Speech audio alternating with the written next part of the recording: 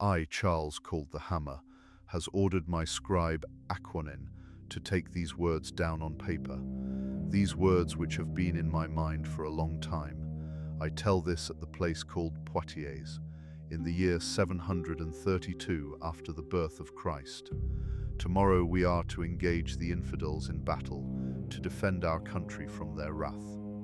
Many restless nights have I spent at the thought of this battle, ever since that madman, that infidel spy, dared visit me in my castle a year ago.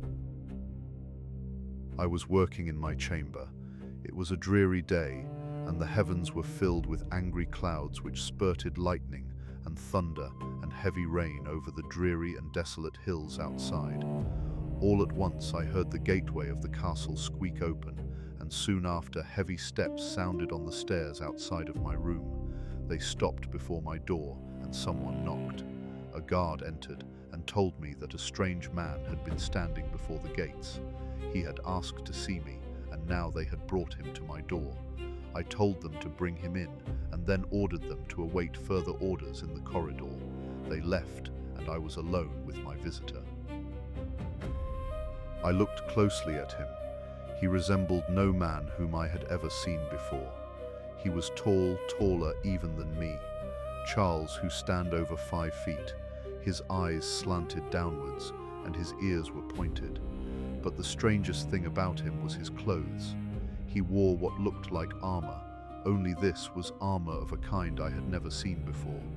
It was flexible everywhere and emanated a strange glowing light. And then he spoke. I did not understand his words, and yet I understood them. They seemed to form themselves in my head, and suddenly I wondered if this could be one of the Saracen dervishes of which I had heard so many strange tales. Those were his unspoken and yet spoken words. I am the messenger, and I came here in a shooting star. I come from a country among the stars to guide the earth to a better destiny. On this day, a year from now, you, Charles, ruler of France, will lead the Franks into a great battle with the Saracens. I and the others of my people have the ability to foresee the future, and we have decided that you must lose this battle. If you do not, then the earth will soon destroy itself. 12 centuries into the future, great scientists are making weapons from which there will be no escape, weapons which will destroy the earth. But according to our observations, the earth can be saved if you, Charles, lose the forthcoming battle. Then the Saracens will take over Europe, and there will probably be peace in the world. Peace now, and peace in the future. And to be sure that you lose, I have been sent here to kill you. At this point, I was sure that I either had a madman or an infidel spy before me. What was all this nonsense about the future and a country among the stars?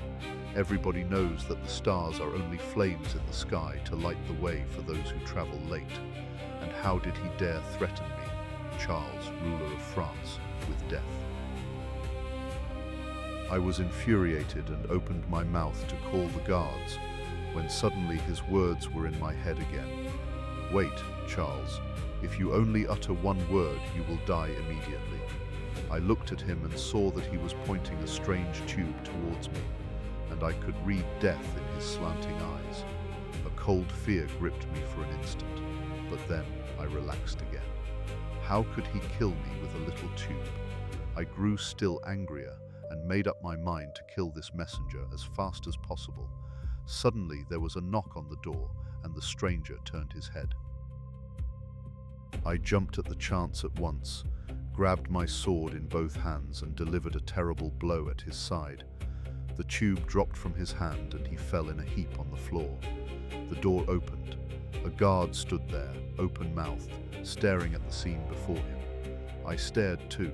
What kind of a man was this? He did not bleed red.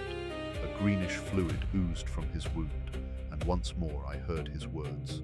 You fool, you have not only killed me, you have killed the world too. Remember that, Charles, you have killed the world.